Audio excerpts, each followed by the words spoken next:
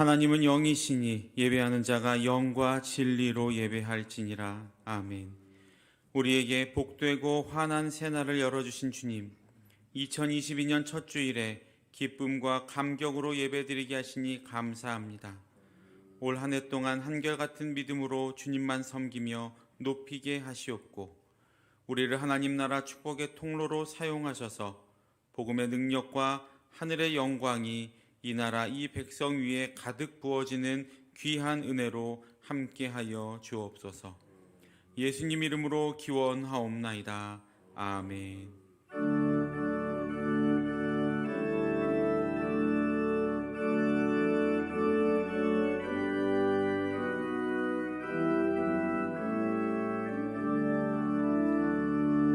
거룩 거룩 거룩 전능하신 주님, 이른 아침 우리 주를 찬송합니다. 거룩 거룩 거룩 자비하신 주님, 삼위일체 우리 주로다. 거룩 거룩 거룩 주의 보좌 앞에 모든 성도 면류관을 벗어드리네. 천군 천사 모두 주께 굴복하니 영원히 위에 계신 주로다. 거룩 거룩 거룩 주의 빛난 영광, 모든 죄인 눈 어두워 볼 수 없도다. 거룩하신 이가 주님밖에 없네. 온전히 전능하신 주로다. 거룩 거룩 거룩 전능하신 주님, 천지 만물 모두 주를 찬송합니다. 거룩 거룩 거룩 전능하신 주님, 성삼위일체 우리 주로다.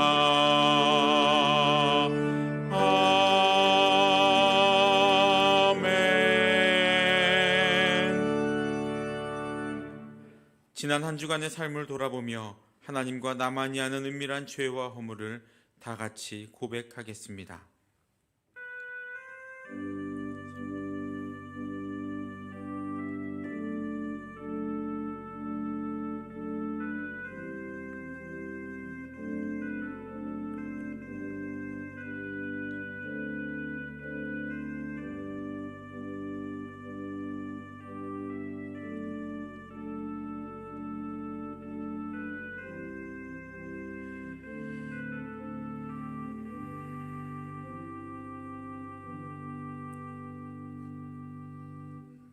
여기 하나님의 말씀이 있습니다.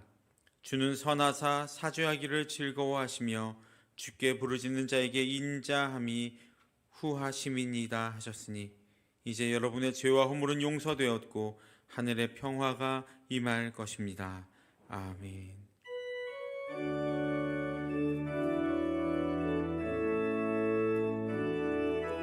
예수 우리 왕이여, 이곳에 오소서. 보좌로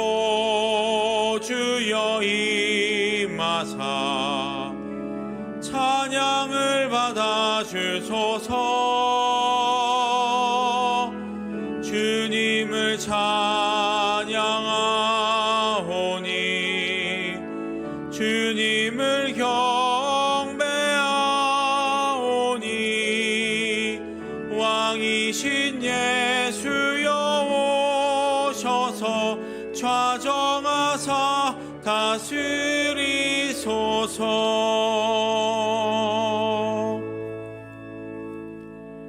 나는 전능하신 아버지 하나님 천지의 창조주를 믿습니다. 나는 그의 유일하신 아들 우리 주 예수 그리스도를 믿습니다. 그는 성령으로 잉태되어 동정녀 마리아에게서 나시고 본디오 빌라도에게 고난을 받아 십자가에 못 박혀 죽으시고 장사된 지 사흘 만에 죽은 자 가운데서 다시 살아나셨으며 하늘에 오르시어 전능하신 아버지 하나님 우편에 앉아 계시다가 거기로부터 살아있는 자와 죽은 자를 심판하러 오십니다.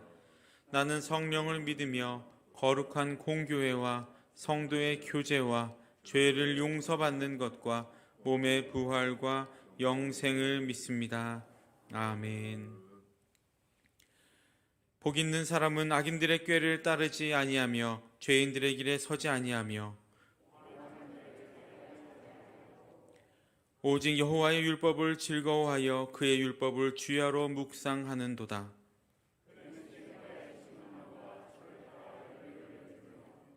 그 잎사귀가 마르지 아니함 같으니 그가 하는 모든 일이 다 형통하리로다. 악인들은 그렇지 아니하며 오직 바람에 나는 겨와 같도다. 아멘.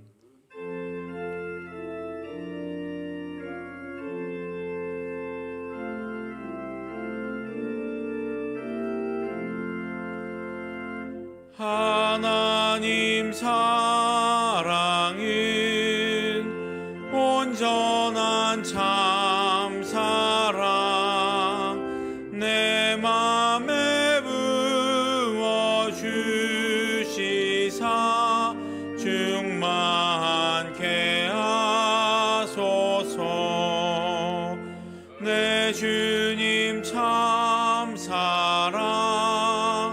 햇빛과 같으니 그 사랑 내게 비추사 뜨겁게 하소서. 그 사랑 앞에는 풍파도 그치며 어두운 밤도 환하니 그 힘이 그도다. 하나님 사랑은 온전한 참사랑 내 맘과 영에 채우사 새 힘을 주소서. 아멘.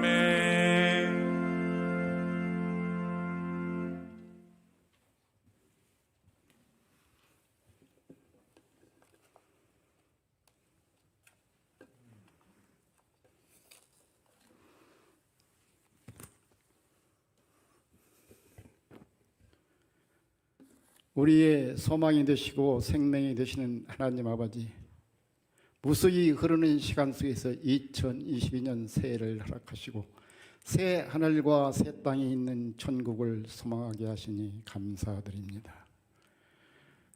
우리의 살아있는 죄 때문에 주님 앞에 감히 나설 수 없는 저희들이지만 주님의 십자가 의지하여 담대히 예배의 자리로 나가오니 우리의 예배를 기쁘게 받아 주시옵소서. 우리의 삶의 주관자가 되시는 하나님 아버지, 새해를 맞이하여 저희들은 주님을 갈망하며 삶의 목적을 주님께 두고 살려고 다짐합니다. 우리가 어느 곳에 있든지 무엇을 하든지 진정한 예배자로 살게 하시고 하는 일마다 시냇가에 심은 나무가 철을 따라 열매를 맺으며 그 잎사귀가 마르지 아니함같이 형통하게 하여 주시옵소서. 또한 우리의 근본이 그리스도임을 명심하고 주님 다시 오는 그날에 기름 등불을 준비하는 지혜로운 5 처녀들처럼 주님의 재림을 준비하는 성도로 살게 하여 주시옵소서. 자비하신 하나님 아버지, 코로나로 인하여 일상 회복이 순탄치가 않습니다. 방역으로 수고하는 의료진들을 기억하여 지친 그들의 몸과 마음에 힘을 더하여 주시고 하루속히 코로나19가 종식되어 무너진 우리 삶의 영역들을 회복시켜 주시옵소서. 이 나라 이 백성을 사랑하신 하나님 아버지, 지금 우리 사회는 갈등과 대립으로 난국에 처해 있습니다. 이 난국을 잘 해결할 수 있도록 위정장들이 서로 돕고 이해와 관용으로 국정을 살피게 하시고 나라와 국민을 위하여 희생과 헌신으로 봉사할 수 있도록 지혜와 명철을 더하여 주시옵소서. 땅끝까지 이르러 내 증인이 되라 하신 하나님 아버지, 우리 교회가 복음으로 교회를 새롭게 세상을 이롭게라는 표어로 하나를 시작합니다. 모든 계획과 방법은 주님께 있사오니 인도하여 주시고 교회가 새롭게 되고 세상이 이롭게 될 수 있도록 역사하여 주시옵소서. 이 시간 간절한 마음으로 주님 앞에 기도하는 성도님들 있습니다. 그 한 사람 한 사람 찾아가 만나 주시고 위로하시며 그들의 기도에 응답하여 주시옵소서. 특별히 연로하신 어르신들 금년에는 아프지 않고 건강한 몸으로 편안하고 안락하게 살 수 있도록 축복하여 주시옵소서. 또 우리 교회학교가 코로나로 인하여 교육과정이 원활하지 못한 가운데 있습니다. 우리 아이들 아무 제약 없이 기쁘고 즐겁게 뛰어놀고 주님을 만나 배우고 닮을 수 있도록 양육하여 주시옵소서. 주님께서 보내신 선교사님들 세계에 도처에서 귀한 사역을 하고 있습니다. 맡겨주신 사역 잘 감당할 수 있도록 어려움이 없게 하시고 그 가정도 돌보아 주시고 축복하여 주시옵소서. 담임 목사님을 위하여 기도합니다. 주님께서 기름 부어주신 목회사에게 함께 하시고 영육간의 강건함으로 지켜주시고 성령 충만케 하여 주시옵소서. 가정도 축복하시고 한없는 은혜 내려 주시옵소서. 부목사님, 전도사님들에게도 구역과 교회학교의 맡은 사역을 잘 감당할 수 있도록 능력을 더하여 주시옵소서. 이 시간 하나님의 말씀을 들고 단위에 서시는 담임 목사님께 주님의 사랑과 은혜가 넘치게 하시고 전하신 말씀을 통해 살아계신 하나님의 음성을 들음으로 주님께 영광을 돌려드리는 귀한 은혜의 시간이 되게 하여 주시옵소서. 정성으로 준비한 찬양을 올려드립니다. 기쁘게 받아주시고 홀로 영광 받아주시옵소서. 예배를 돕는 손길들 있습니다. 기억하여 주시고 각자 섬기는 처소에서 감사와 기쁨이 넘치게 하여 주시옵소서. 길이요 진리요 생명이신 예수 그리스도 이름으로 기도합니다. 아멘.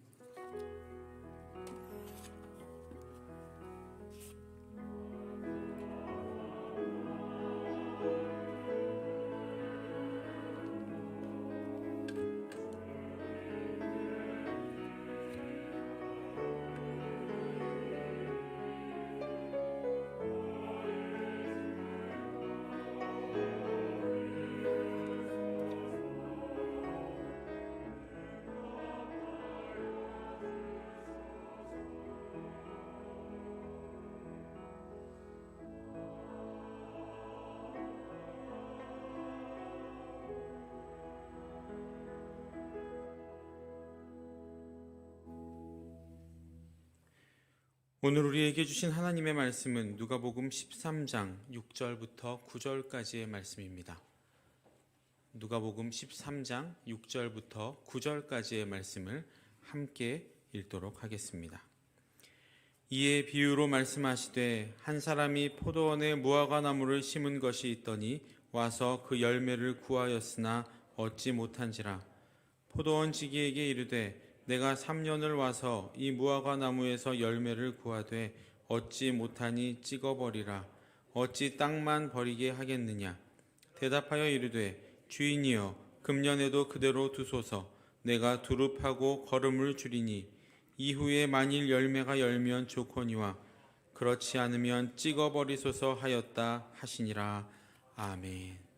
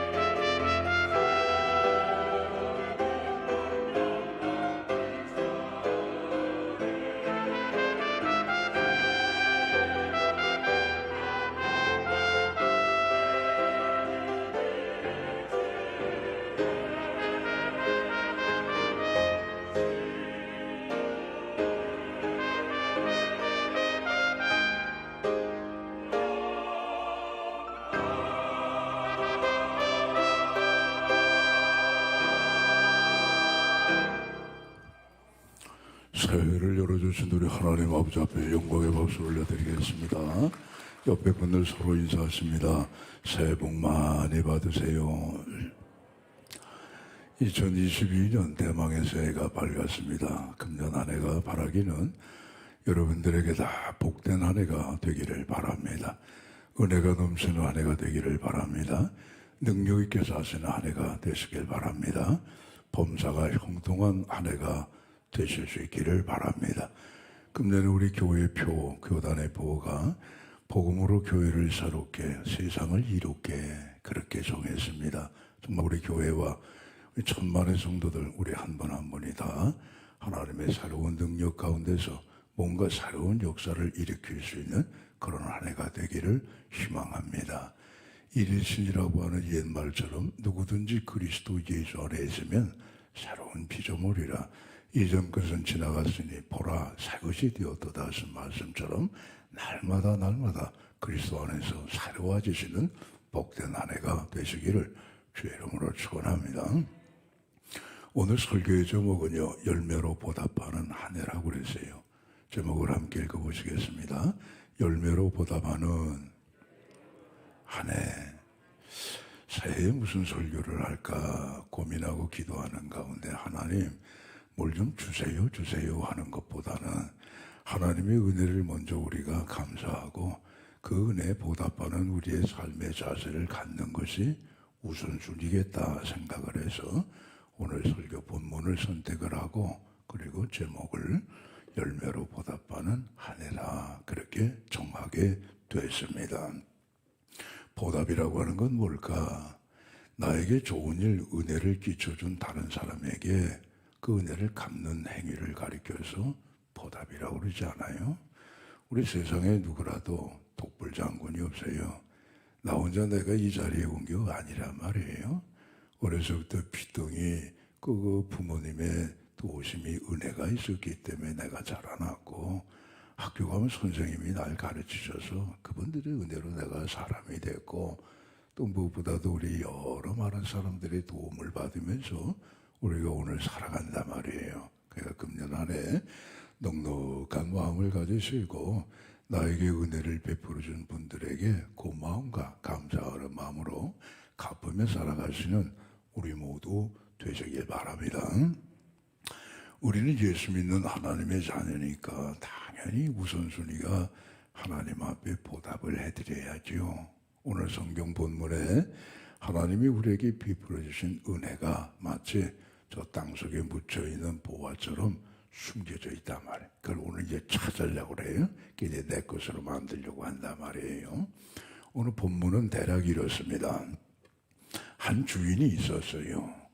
이 주인이 포도원을 갖고 있었답니다. 포도원 지기를 시켜서 매년 이 무화과 나무에 열매를 구하러 왔답니다. 그런데 매년 와서 허탕이에요. 열매가 없어요.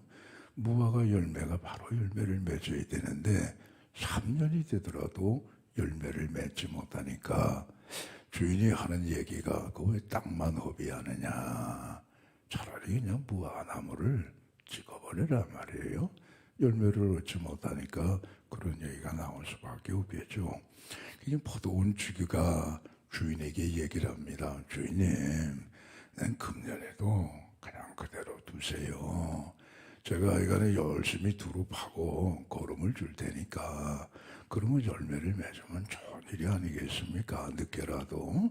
근데 만약에 열매를 맺지 못하면 그때 가서 찍어버리더라도 괜찮으니까 금년 안에 그대로 두시는 게 좋을 것 같습니다. 그 내용이에요. 오늘 이 말씀은 비유라고 그랬어요. 비유는 우리 예수님이 우리들에게 빨리 이해하기 쉽게끔 그런 비유의 형식을 통해서 말씀해 주신 것이고 비유의 실체가 없이 비유가 비유로 끝나는 게 아니고 비유는 반드시 실제적으로 우리의 삶 속에서도 이루어지는데 그걸 우리가 이해하기 쉽게끔 비유를 통해서 말씀을 하셨다는 것이지요. 그럼 비유이기 때문에 해석을 해야 돼요. 그렇죠? 해석을 해야 되는데 여기 나오는 게 이제 몇 가지가 있어요. 한 사람 포도원 주인이죠. 여러분은 누구라고 생각해요? 그분이 하나님이죠. 그렇죠? 하나님이에요. 그 다음에 이제 포도원 지기가 나오죠. 그 포도원 지기는 우리를 위하여 중보하시는 예수 그리스도를 뜻한단 말이에요. 그럼 포도원은 뭐냐? 그건 천국이에요. 하나님의 나라, 또 하나님의 자녀가 되는 거, 그걸 가리켜서 천국이라고 포도원이라고 하는 것이고, 무화과 나무는 뭐냐? 그건 우리 인생을 가리키는 거예요. 여기서 조금 이제 신앙적인 의미를 가미한다고 한다면 구약에서는 이스라엘 백성을 가리키고 신약에서는 예수 믿는 우리 성도들을 가리키지만 그 이전에 신앙적인 의미 이전에 우리 인생들을 가리키는 게 무화과 나무다. 그렇게 해석을 해볼 수가 있습니다. 그러면 여러분 보세요. 오늘 이 무화과 나무의 이 포도원의 비유 속에서 감추어진 하나님의 은혜는 도대체 뭘까? 찾아보면요, 첫째는 이거예요. 포도원에다가 무화과 나무를 옮겨 심은 거예요. 이게 여러분 은혜입니다. 왜 은혜인 거 아니? 들어보세요. 무화과 나무는 이스라엘의 흔해 빠진 나무예요. 길바닥에도 잘 자라고 돌짝밭에도 잘 자라고 잡초 속에도 잘 자라는 별로 그렇게 가치가 뛰어난 나무가 아니고 흔해 빠진 나무가 그거의 무화과 나무입니다. 포도원에는 포도나무를 심어야 제격이 있죠. 포도나무 열매가 무화과 열매보다 비싸단 말이에요. 그러면 포도원 주인이 포도원 지기에게 말하기를 그 포도나무를 심어요. 그래서 두릅하고 거름을 줘서 열매를 맺으면 시장에 내다 팔아도 포도 열매가 값이 비싸니까 그게 경제적이죠. 그게 유리한 것이죠. 또 이 무화과 나무는 포도나무보다 자리를 넓게 차지합니다. 우리나라에도 무화과 나무가 있습니다.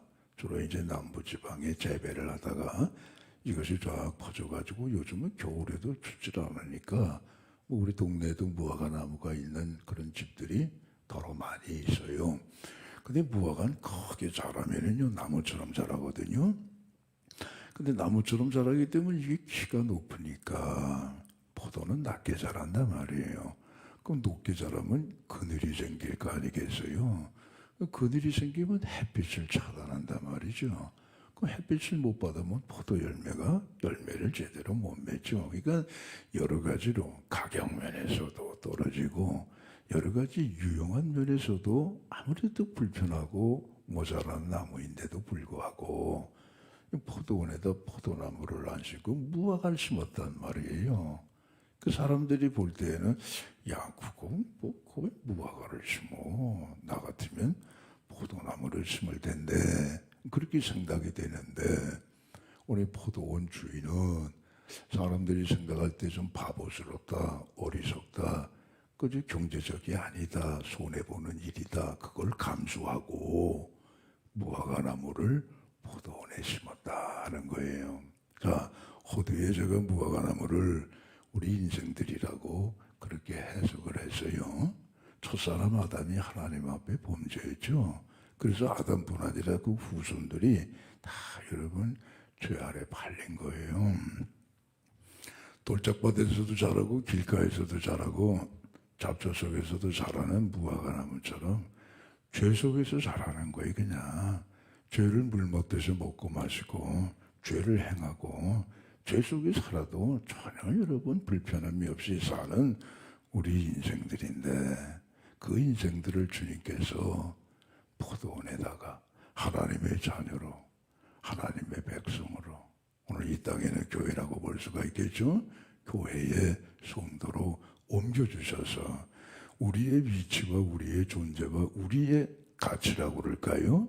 이런 것들이 여러분 완전히 달라지게 하신 거 그게 하나님의 은혜가 아니고 뭐겠느냐 하는 거예요.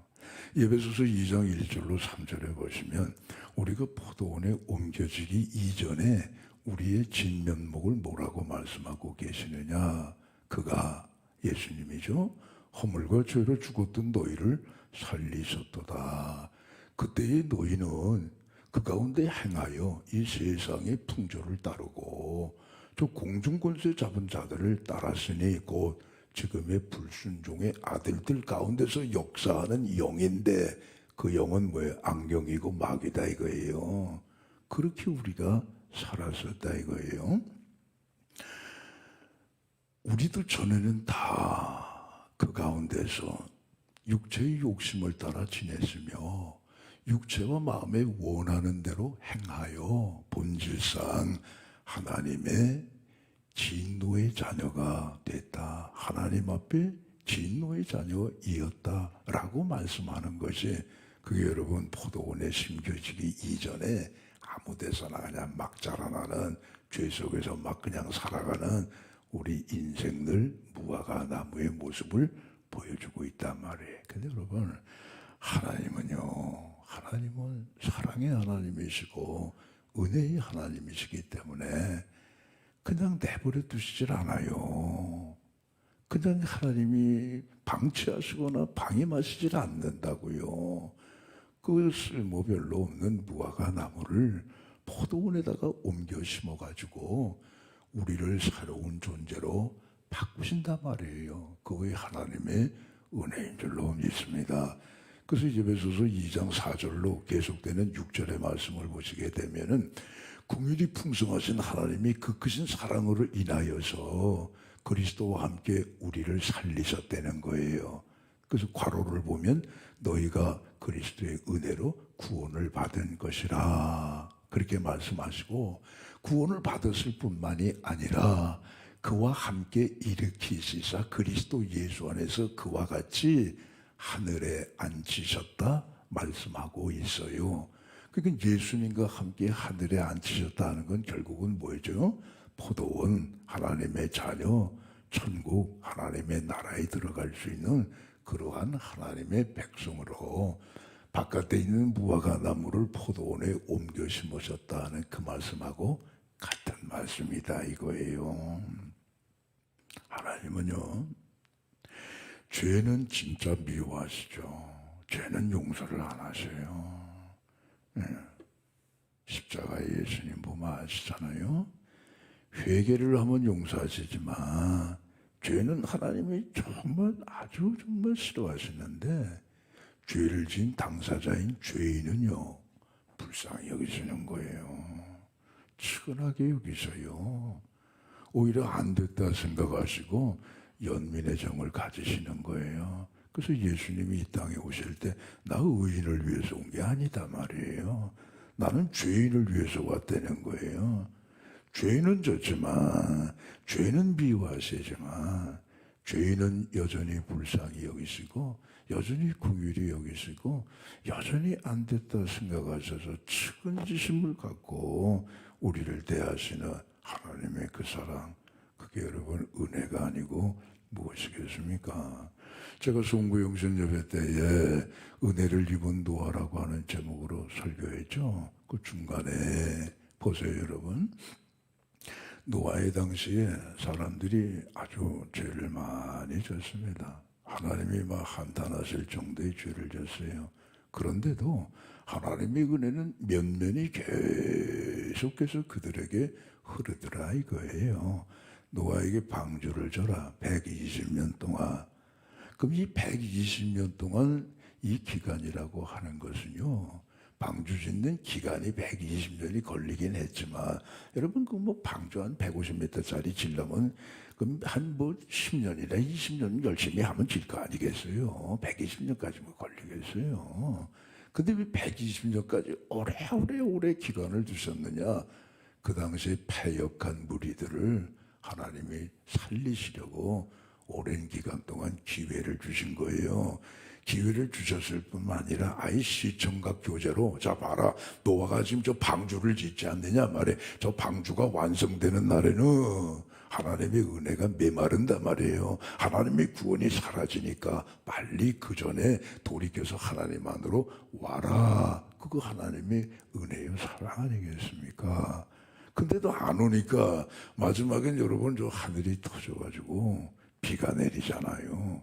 우리가 그 창세기 6장 쪽 이하를 읽어보실 때에 비가 내리네. 이건 심판의 비로구나.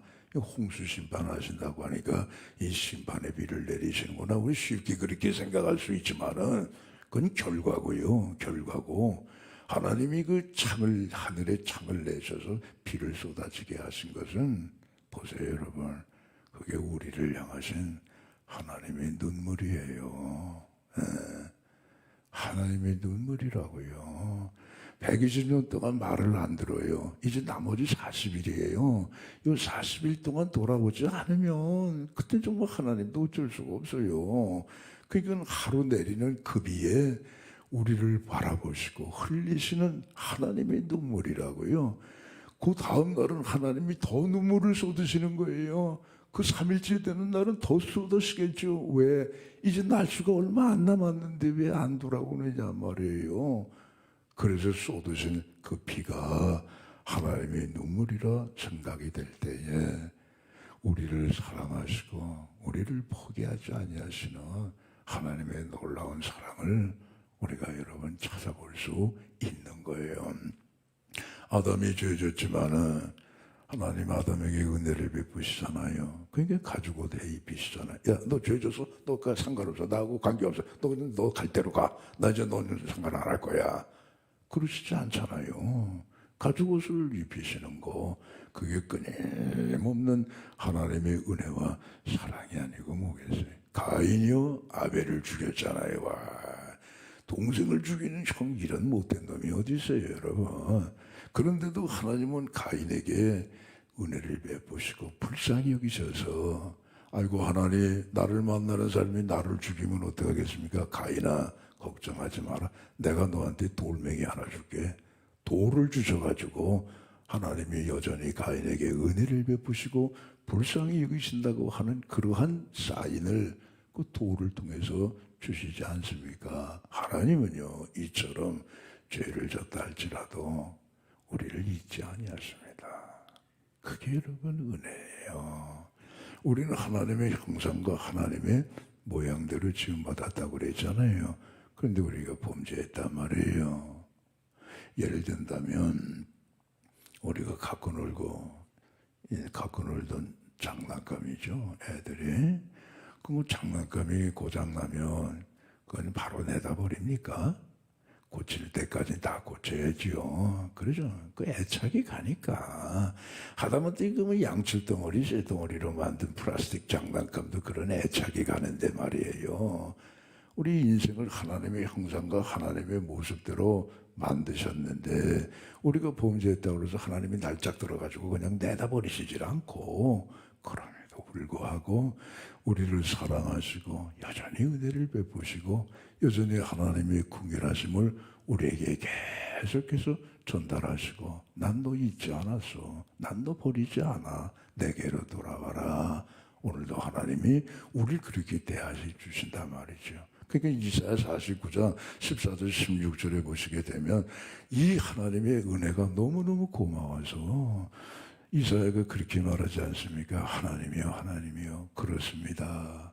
여인이 어찌 그 젖 먹는 자식을 잊겠으며 자기의 태선한 아들을 어떻게 궁휼히 여기지 않겠습니까? 여인들이 혹시 그 자식을 잊어버린다 할지라도 하나님은 결단코 잊어버리시는 일이 없으시고, 하나님의 손바닥에다가 우리의 이름을 써서 보시고 우리의 살아가는 모든 성벽이 하나님 앞에 있는 거 아니겠습니까? 그 하나님의 은혜를 감사하는 내용이 나온다 말씀이죠. 그렇습니다. 금년 2022년 새해를 열어가는 우리들의 마음속에 이끄신 하나님의 은혜와 이 넘치는 하나님의 궁휼하심이 오늘도 나에게 쏟아진단 말이에요. 더군다나 우리는 죄에서 회개를 하고 하나님의 자녀가 된 성도가 됐으니까, 죄인도 사랑하시고 은혜 베푸시고 궁휼히 여기시는 하나님이신데 성도가 된 우리들이야 말하면 뭐하겠느냐 이거예요. 자, 두 번째는요, 이 비유의 말씀 속에서 그리스도의 은혜를 우리가 찾아볼 수가 있어요. 포도원 주기를 우리가 그리스도라고 지금 해석을 했는데, 주인이요 금년에도 좀 참아주세요. 금년에도 그냥 무화과 나무 그대로 두시면 제가 두릅하고 거름을 주겠습니다. 그 말씀 속에 그리스도의 은혜가 있다 이거예요. 보세요. 금년에도 하는 얘기는 금년에만 내가 두릅하고 거름을 주겠다는 게 아니고 벌써 3년 전에도 두릅하고 거름을 줬고 2년 전에도 두릅하고 거름을 줬고 1년 전에도 두릅하고 거름을 줬는데 금년에도 4년째 되는 금년에도 제가 두릅하고 거름을 주겠으니 그대로 두세요 하는 우리 예수님의 참 정말 자비하신 그러한 모습이, 은혜가 이 안에 담겨 있다 이거예요. 자, 3년입니다 여러분. 3년이면 여러분 이 비유의 말씀을 읽으실 때에 성경만 읽으셨을 텐데 여러분 어떻게 이해를 하시고 어떻게 해석을 하셨습니까? 문자 그대로 3년으로 이해하셨습니까? 1, 2, 3로 끝나는 거? 그렇다면 조금 이해가 좀 떨어지시는 거예요. 해석이 좀 조금 부족한 거예요. 여기 나오는 3년은요, 숫자 그대로 3을 의미하는 게 아니고 영적인 의미로 봐야 돼요. 완전수입니다. 3이라고 하는 거는. 그러니까 어느 누가 됐건 간에 누구든지 간에 아무튼 그 사람의 삶의 생명이 완전히 끝나는 그때가 그게 여러분 3년입니다. 보세요 여러분. 예를 든다면 예수님과 함께 십자가에 달렸던 우편강도 있죠. 그 사람 나이가 몇 살인지는 몰라요. 그러나 하여간 십자가의 우편에 달려서 막 숨 떨어져 죽어가고 있었죠. 그때의 그 우편강도가 마지막 회개하고 믿음으로 고백한 게 뭐냐? 주 예수여, 당신 나라 임하실 때에 나를 기억해 주세요. 그게 그때 예수님이 뭐라고 그러셔요? 내가 오늘 나와 함께 낙원에 있으리라. 그러니까 여러분 3년이라고 이걸 문자적으로 보면 그 우편강도는 여러분 구원 못 받아요. 하나님의 은혜가 어림없어요. 은혜 가운데 무슨 그리스도의 장성한 분량에 이르는 그런 기간조차도 체험하지도 못하고 그건 끝나버리는 거예요. 그런데 여기 3년이라고 하는 것은 숫자 그대로 3자가 아니고 그 사람 강도의 삶이 완전히 끝나는 그때가 여러분 3년인 줄로 믿습니다. 그러니까 우리가 예수님을 믿어도 기왕이면 다홍치 말하고 빨리 믿으시는 게 좋아요. 60, 70대 믿는 것보다 40, 50대 믿는 게 좋고요. 40, 50대 믿는 것보다 20, 30대 믿는 게 좋고요. 20, 30대 믿는 것보다 아예 그냥 어린아이 때 모태로부터 예수님을 믿는 게 이게 최고라고요. 할렐루야. 여러분들과 여러분들의 가정이 다 그와 같이 되기를 주의 이름으로 축복합니다. 예. 근데 여러분 또 우리가 아이고 우리 주변은 아이고 저는 뭐 영감탱이 믿지도 않아. 저 남편 저건 아주 소뚜껑 같아가지고 저는 움직이지도 않아요. 마음도 안 열어. 저 어떻게 하면 좋아 저. 근데 괴로워가지고 안 믿는 것 때문에 낙심하시는 분들이 없잖아 있는데 낙심할 거 없어요. 왜? 아직 3년이 안 됐어요. 예. 우린 내일 일을 모르지만은요, 그런 사람, 그런 대상, 그런 가족이 있다 할지라도 그 사람의 생명이 완전히 끝나는 그때가 3년이라고 했으니까 낙심할 거 없어요. 위에서 계속 기도하시게 되면은 하나님이 다 그 3년 안에 다 구원시켜 주실 줄로 믿습니다. 자, 그래서 여기 이제 그리스도의 은혜가 오랫동안 우리를 기다리시고 오랫동안 참으시는 은혜지요. 그래서 마침내 구원해 주시고 마침내 열매 맺게 하시고 마침내 은혜를 알게 하시고 마침내 그리스도의 장성한 분량에 이르기까지 풍성한 믿음의 삶으로 이끌어 가시는 거, 그 하나님의 그리스도의 은혜 아니고 무엇이겠습니까?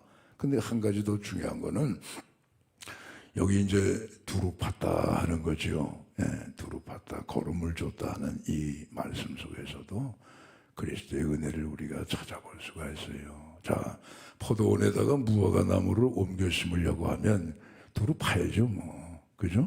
또 그 나무가 열매를 맺게 하기 위해서는 땅을 파가지고 거기다가 걸음을 집어내야 될 거 아니겠습니까? 그게 두루 팠다 하는 거는 영적인 의미를 보게 되면 땅을 판 게 아니고 땅을 헤집어 놓은 게 아니고 땅에다가 뭐 곡괭이질을 하고 땅에다가 삽질을 내가지고 그 땅을 판 것이 아니고, 물론 표면적인 뜻은 그거지만은 우리에게 시사해 주시는 영적인 의미는 거기에만 멈추는 게 아니고 두루 팠다 하는 건 이겁니다. 여러분, 예수님이 당신의 몸을 파헤쳐 버리신 거예요. 누구를 위해서? 우리를 위해서. 당신의 그 거룩한 몸을 그냥 십자가에 말이죠, 그냥 파헤쳐 버리신 거예요. 그냥 막 그 몸이 찢기도록, 예. 그 살에서 피가 뚝뚝뚝 떨어지도록 그냥 당신의 그 몸을 막 그냥 가시로 막 찌르고 창으로 찌르고 그냥 막 파헤쳐 버리시고 해쳐 버리신 거를 의미하는 거예요. 그렇다면 우리는 그 앞에서 그냥 감사할 수밖에 없죠. 송구한 마음으로. 그게 여러분 그리스도가 오늘 우리에게 주시는 은혜라는 말씀이에요. 거름이 되셨다는 건 뭐예요? 거름은 인분을 얘기하는 거 아니겠어요? 더럽잖아요. 예수님은 스스로 자신을 가리켜서 말씀하시기를 난 하늘에서 이 세상에 왔다. 그 하늘은 거룩한 곳이고 이 세상은 뭐예요? 인분처럼 더럽잖아요. 사실 어떤 분이 뭐 꿈을 꿨더니 세상에 천국에 가니까 너무너무 좋은데 뒤돌아서 이렇게 내가 온 세상을 살다 온 세상을 보니까 똥구조물이라 이거예요. 그게 천사가 다시 내려가라 말이에요. 아직 때가 안 됐으니 내려가서 살아라. 그러니까 아이고 난 그냥 여기서 살겠습니다. 뭐 그런 간증도 있다고 하는 것처럼 인분이라고 하는 건 더러운 거예요, 여러분. 영적으로 보게 되면 하나님의 나라는 거룩한 것이고 그야말로 정말 흠도 티도 없는 흠결도 없는 아주 깨끗한 것이고 이 세상은 보세요, 여러분. 매년 일어나는 죄악의 참상들을 보게 되면 우리가 세상에 살면서도 참 세상이 말세구나 말이에요. 세상에 왜 이렇게 죄가 많아요. 그런 한탄을 갖고 살아가는 거 아니겠어요? 그 예수님은 스스로 말씀하시기를 나는 하늘로부터 내려온 하늘의 미랄이다 말이에요. 미랄이 썩지 않고 그대로 있으면 하늘 그대로 있지만 썩으면은 거름더미가 되면 그렇죠? 거름이라고 하는 건 왜 썩은 거 아니겠어요? 썩게 되면 많은 생명을 건진다. 예수님 말씀하신 것처럼 주님의 삶 자체가 여러분 거름이 되신 거예요. 탄생하신 때부터 얼마나 고초를 겪으셨어요.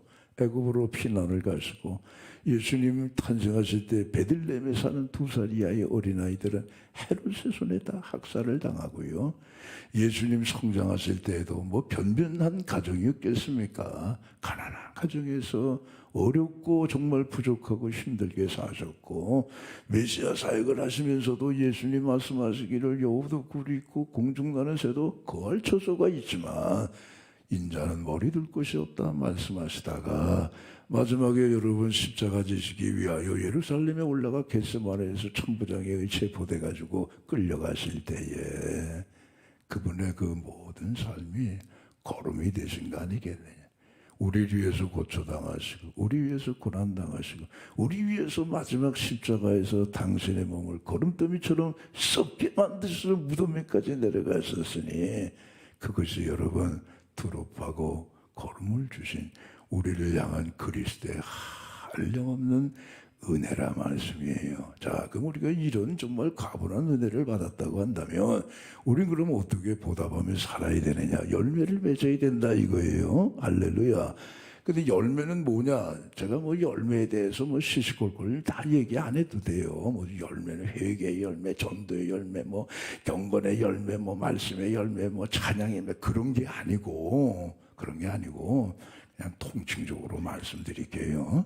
이 말씀대로 우리가 마음에 받고 세상을 살아갈 때 이런 경우 저런 경우를 당하더라도 이 통칭적인 말씀 하나만 갖고 있으면은 다 거기에 맞는 열매는 자동적으로 맺히게 되기 때문에 그렇게 말씀을 드리려고 그래요. 자, 뭐냐 하면 의예요, 의. 뭐라고요? 의. 제가 이름이 의잖아요. 의란 말이에요.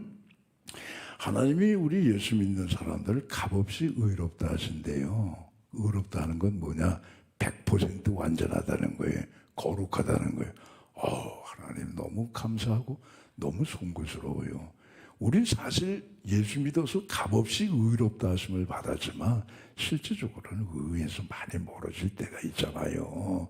물론 어떤 때는 참 의로운 사람 되기 위해서 애를 쓸 때도 있지만 어떤 때는 또 형편없이 휘청휘청거려가지고 의에서 멀어질 때가 많이 있잖아요. 그럼에도 불구하고 우리를 의롭다 하시는 게 그게 뭐냐? 믿음으로 말미암는 절대적인 의다 이거예요. 하나님의 성품이란 말이에요. 의가. 그러니까 우리가 천국에는 의인만 가는 거예요. 부전자전이니까. 근데 세상이 추구하는 의가 또 하나가 있어요. 그건 뭐냐? 상대적인 의예요. 세상이 예를 들어 윤리적으로 추구하는 의, 도덕적으로 추구하는 의, 자기 절제를 통해서 자기 어떤 수련을 통해서 또는 어떤 종교를 통해 가지고 어느 경지에까지 어느 수준에까지 깨끗하게 이루고자 하는 그 의가 세상이 말하는 의, 그 의를 상대적인 의라고 하는 거예요. 왜? 절대적인 하나님의 성품은 아니니까. 그럼 여러분 보세요. 세상에는 교회가 있고 세상이 있고 믿는 사람이 있고 아직 안 믿는 사람이 있고 그들이 갖고 있는 하나님의 절대적인 의가 있고 세상이 추구하는 상대적인 의가 있단 말이에요. 그 어느 의가 위에 있어야 되겠습니까? 당연하죠. 예수 믿는 사람들의 의가 모든 삶의 분야에서 더 의로워져야 될 거 아니겠어요? 아니 예수 믿는 사람은 절대적인 하나님의 성품을 가졌다고 하는데 우리가 추구하는 윤리와 도덕이 추구하고 자기 절제를 통해서 어떤 종교를 통해서 이루고자 하는 그런 의보다도 못해. 교회 다니는 사람들이. 그러면 여러분 우리가 갖고 있는 하나님의 의에 진정성이 떨어지는 거예요. 그건 신뢰받지 못하는 의예요. 어떻게 보게 되면 여러분 의심할 수밖에 없는 의란 말이에요. 아니 예수 믿고 고작 그거밖에 안 돼? 우리만도 못해? 그러면 뭐 때문에 예수를 믿어? 이렇게 나올 거 아니겠어요? 우리의 의는 뭐가 됐든 간에 그게 뭐 헬게 열매니 무슨 열매니 뭐 경건이면 참 이런 거 따지지 말고 그건 세세한 거니까 가장 중요한 원리와 핵심 본질은 뭐냐? 세상이 추구하는 상대적인 의보다는 예수 믿고 우리를 의롭다 하신 절대적인 의를 갖고 사는 우리의 삶이 안 믿는 분들의 삶보다 훨씬 더 우위에 있어야 될 줄로 믿습니다. 말하는 뽐새도 더 아름다워야 되고 우리의 생각과 우리의 마음의 감정과 우리가 손발로 행하는 모든 삶의 모습들이 저들보다는 위에 있어야지. 아 정말 예수 믿는 사람 다르구나. 그럴 거 아니겠어요. 그러니까 우리 예수님께서도 마태복음 5장에 산상수훈을 말씀하시면서 이런 말씀하셨잖아요. 자, 너희는 세상의 빛이다. 너희는 세상의 소금이다. 너희 빛을 사람 앞에 비춰라. 그래서 그들로 하여금 너희의 착한 행실을 보고 하늘에 계신 너희 하나님 아버지 앞에 영광을 돌리게 하라. 할렐루야. 그럼 하나님 앞에 영광 돌리는 건 우리가 돌리는 게 아니고 우리의 착한 행실을 보고 그들이 뭐야? 안 믿는 사람들이 하나님 앞에 영광 돌리는 거예요. 그게 여러분 열매 맺는 삶인 줄로 믿습니다. 그걸 우리가 기준으로 갖고 살게 되면 뭐 나머지 무슨 뭐 이 세세한 열매야 뭐 그건 말할 필요도 없이 저절로 다 맺어지는 거 아니겠느냐 하는 거예요. 자 그러면 예수 그리스도께서 오늘 열매를 맺게 하기 위해서 두릅하고 거름을 주신다는 수고로움을 하셨죠. 그게 이제 오늘 우리가 금년 안에 뭐 여러 가지 모습으로 살아야 되겠지만 오늘 한꺼번에 다 말씀 못 드리잖아요. 그러니까 두 가지만 말씀드리기 본문을 의지해서 두릅하다 하는 건 뭐냐? 부지런해야 됩니다, 여러분. 금년 안에 근면하시기 바랍니다. 예. 아니, 땅을 파는데 게을러 가지고 땅 팔 수가 있어요. 부지런해야 땅을 팔 수 있는 거예요. 부지런한 사람, 부지런한 가정, 부지런한 기업, 부지런한 사회, 부지런한 민족, 부지런한 국가가 돼야 그게 여러분 희망이 있는 거예요. 발전하고 번영하고 창대케 되는 약속이 근면과 부지런함 속에 있단 말이에요. 옛말에도 그런 말이 있잖아요. 읽은 천하 문안사라고 그러잖아요. 한결같이 부지런하게 되면 근면하게 되면 천하에 어려운 일이 없다는 거예요. 근데 게으르면 여러분 아무것도 없어요.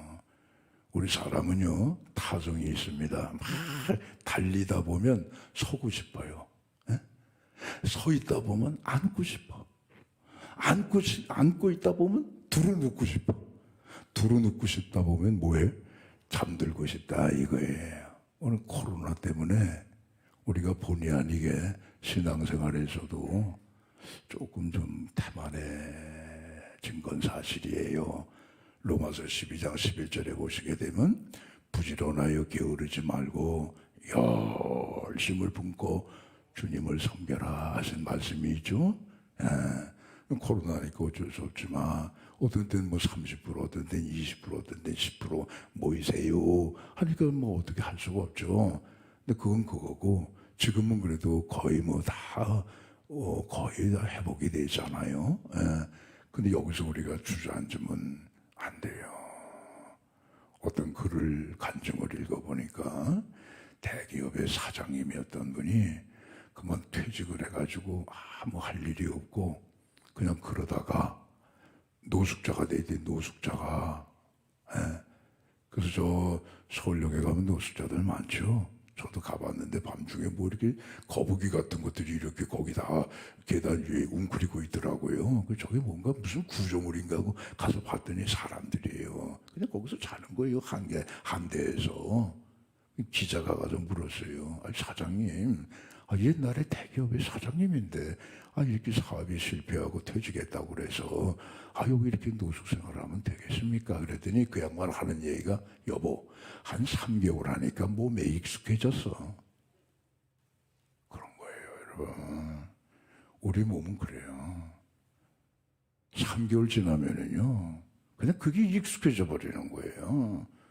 그냥 영상 예배만 드리면요, 그게 그냥 익숙해져 버리는 거예요. 자, 근면하고 부지런해서 금년 안에 신앙에도 우리가 하는 세상의 모든 일에도 큰 발전과 번성함과 창대함과 앞날의 희망이 있는 우리 모두 되시기를 바랍니다. 두 번째는요, 걸음을 줬다는 겁니다. 예수님의 생애 자체가 걸음이죠. 예수님의 생애 자체가 성실함입니다. 그렇죠? 예수님은요 33년 짧게 사셨지만 우리에게 성실한 삶의 자세를 100% 보여주신 분이에요. 하나님을 대해서도 우리 예수님은 성실하게 대하신 거예요. 자기 자신을 대해서도 예수님은 성실하게 대하신 거예요. 다른 사람을 대할 때도 바리새인이라고 제껴놓거나 죄인이라고 해서 뭐 괄치하거나 그런 거 없이 바리새인, 죄인, 장기, 사두개인, 무슨 뭐 서기가 할 것 없이 예수님은 당신과 만나는 모든 사람들에게는 정말 성실하게 대하셨다, 그 말씀입니다. 물질을 대하실 때에도 우리 예수님은 성실하신 그런 자세를 보여주셨죠. 보리떡 5개, 물고기 2마리 갖고 5,000명 다 먹고 남았잖아요. 그 쓰레기 버려라. 그 뭐 그냥 내버려둬. 들판에 그냥 뭐 공중나라에서 애들이 먹던 말든 그렇게 안 하신다고요. 그거 다 모아라. 바구니에 다 모아라 말이에요. 요만한 물질이라 할지라도 예수님은 성실하게 다루시더라 이겁니다. 옛말에 여러분 불성무물이라고 하는 말이 있어요. 성실하지 못하면 무물, 되는 일이 없다는 거예요. 그럼 반대로 뒤집어 해석하면 성실하게만 하면 뭐든지 다 될 거 아니겠습니까? 설교 마치겠습니다. 금년 한 해 시작입니다, 여러분. 내일 일은 모릅니다. 그러나 우리가 분명히 믿고 가는 것은 하나님이 우리를 끊임없이 관심을 가지시고 끊임없이 사랑하시고 끊임없이 은혜를 주신다 이거예요. 잊지 않으신대요. 그 은혜에 보답하는 요량으로 오늘도 우리가 내게 주신 하나님의 자녀되는 권세, 포도원에 옮긴 그런 사람이 됐으니까 하나님이 주신 이 의로움을 갖고 오늘 금년 한 해도 부지런히 또 성실을 다해서 신앙생활뿐만 아니라 내게 주신 일상의 삶을 감당하여 풍성한 열매를 무지무지하게 많이 맺으시는, 그래서 하나님을 기쁘시게 해드리는 우리 모두 되시기를 주님으로 축원합니다. 기도하겠습니다. 아버지 감사합니다. 우리 먼저 하나님 앞에 감사함으로 새해를 시작해야 될 것 같습니다. 그래서 오늘 본문의 말씀을 묵상했습니다. 주님, 금년 한 해 하나님 앞에 많은 열매로 주신 은혜에 보답하는 저희들의 삶이 되게 하여 주시옵소서. 예수님 이름으로 기도하옵나이다. 아멘.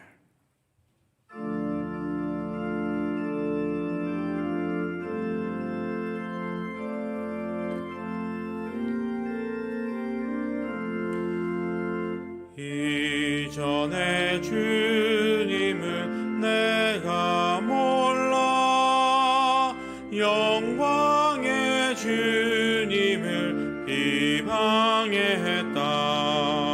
지극한 그네 내게 넘쳐 날 불러주시니 고마워라. 나 받은 달란트 얼마런가. 나 힘써 그것을 남기 적절로 주님께 바치오면 충성된 종이라 상 주시리. 전하고 무능한 나에게도 귀중한 직분을 맡기셨다. 그네 고맙고 고마워라. 이 생명 바쳐서 충성하리. 나하는 일들이 하도 적어 큰 열매 눈앞에 안 베어도 주님께 죽도록 충성하면 생명의 면류관 얻으리라.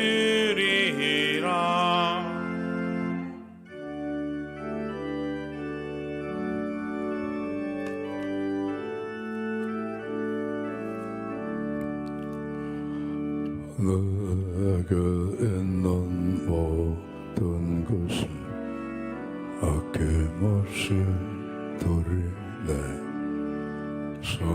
사랑하고 의지하며 주만 따라 살리라. 주께 드리네.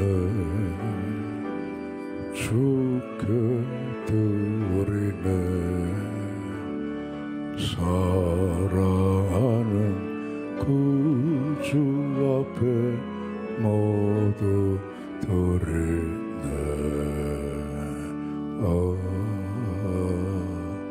아멘. 만복의 근원 되신 우리 아버지 하나님 11조 봉헌합니다. 말라기 3장 10절 이하의 말씀대로 하늘의 문을 여시고 창고에 쌓을 것이 없도록 부어주시옵소서. 기한전에 떨어지는 손실을 막아주고 황충을 금하시사 성도들의 생업이 기름지고 윤택하고 복되고 안정되게 하여 주시옵소서. 주일원금 감사 선교 장학 목적 오병이어 성금 드립니다. 드려진 예물 위에 성령님 기름을 부으사 천하보다 귀한 생명들을 구원해내시고 이 땅에 하나님의 사랑과 평화 정의의 나라가 이루어지게 하여 주시옵소서. 주님, 우리 자녀들 위해서 기도합니다. 어려운 세대 속이지만 저들의 가슴 속에 생명의 예수님이 꼭 계시게 하여 주시옵소서. 자신의 앞날을 성실하게 준비해 나가는 자녀들의 앞길에 시온의 대로를 활짝 열어주시옵고, 구문에 나간 자녀들 건강 지켜주시옵고, 해외 나가 공부하는 자녀 근무하는 성도 눈덩저처럼 보살펴 주시옵소서. 주님, 2년 전에 이 땅에 코로나가 왔습니다. 2022년 이 한 해는 코로나가 종식되는 원년의 해가 되게 하여 주시옵소서. 그래서 나라 경제가 회복이 되게 하시고 일상이 회복이 되게 하시고 교회도 회복이 되어 회복의 자리를 넘어 부흥의 자리까지 갈 수 있게끔 역사하여 주시옵소서. 병약한 성도들이 있어 기도합니다. 안수하셔서 머리부터 발끝까지 깨끗이 고쳐주시고 우리 속에 보이지 않는 장기도 안수해 주셔서 건강으로 회복이 되는 귀한 역사가 있게 하여 주시옵소서. 예수님 이름으로 기도하옵나이다. 아멘.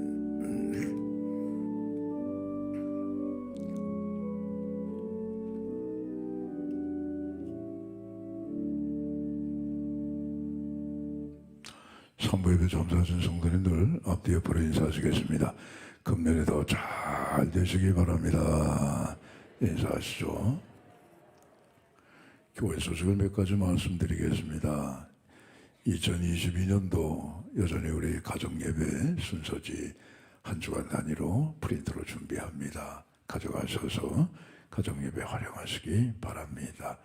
신년감사 특별새벽 기도회가 내일부터 열리겠습니다. 금요일까지. 피택 항전 직분자 교육이 다음 주 수요일부터 수요 예배 후에 주보에 나와 있는 장소에서 교육을 받겠습니다. 그리고 아울러 이제 다음 주부터 3.1법 예배 참석을 체크할 겁니다. 뭐 꼭 체크해서가 아니라 그래서 좀 높아지면서 말씀드리니까 빠지지 않고 열심히 교육을 받으시기 바랍니다. 소득공제 영수증 많은 분들이 필요하실 겁니다. 사무실에 올라오셔서 신청해 주시기 바랍니다. 2021년 회계감사 재직계 각 부서 교회학교 찬양대 회계장부 회계 맡으신 분들이 아마 정성으로 꼼꼼하게 잘 정리를 하셨을 겁니다. 그거 감사를 할 거니까 사무실로 제출해 주시면 고맙겠습니다. 권사의 원례가 오늘 오후 찬양 예배 후에 본당에서 있겠습니다. 이제 올해부터는 권사의 원례가 지난해까지 매월 첫째 주 화요일 날 가졌었는데 그거 안 하고 올해부터는 매월 첫째 주 오후 찬양 예배 후에 권사의 원례를 갖게 됩니다. 한 번만 광고할 테니까 잘 기억하시기 바랍니다. 지난주에 별세하신 가정이 있어요. 목명수 집사님 모친상을 당하셨고 이숙현 집사님 부친상을 당하셨습니다. 혹시 이숙현 집사님 오셨습니까? 네, 만나시는 대로 부활의 소망으로 위로해 주시기 바랍니다. 나머지는 주보를 참조하시고요. 다 함께 일어나셔서 찬양과 축도로 예배를 마치겠습니다.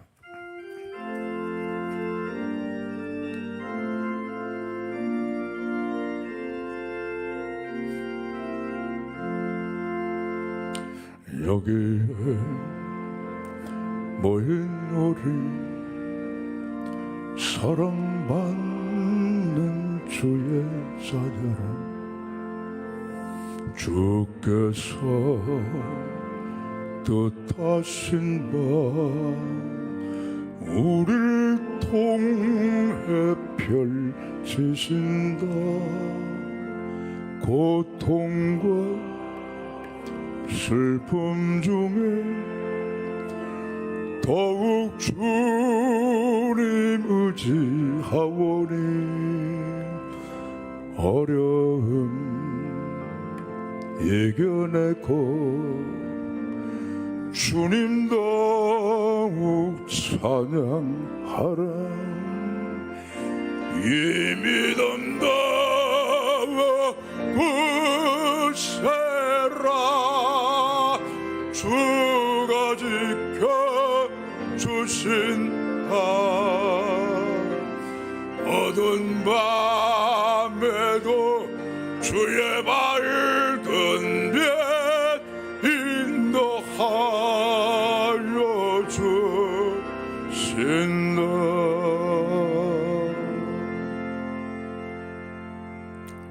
이제는 우리 주 예수 그리스도의 은혜와 하나님 아버지의 사랑하심과 성령님의 교통하심이 2022년도에도 한량없는 은혜를 베풀어 주시는 주님 앞에 열매로 보답해 드리기로 다시 한번 마음속에 다짐하시는 오늘 3부 예배에 참석하신 우리 모든 성도들의 심령과 가정과 섬기시는 우리 수의동교회와 한국교회 위에와 우리나라와 세상 열방 끝까지 이제와 영원히 함께 하시기를 간절히 축원하옵나이다.